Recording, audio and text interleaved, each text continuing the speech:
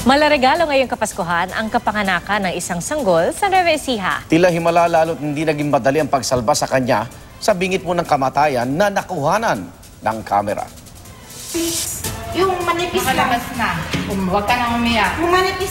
Naisilang na pero nasa peligro pa rin ang buhay ng sanggol na ito sa Nueva Ecija.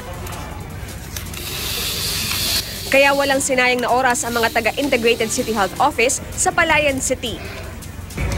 Malaman daw.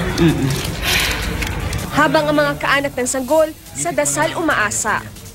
Magdasal ka. Huwag kang umiyak.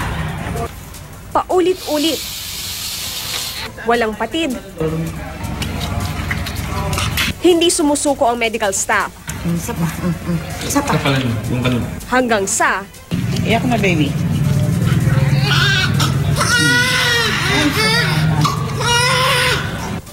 nasa biyahe na raw ang nanay nang lumabas ang ulo ng baby at naipit sa maselang bahagi ng katawan ng kanyang ina.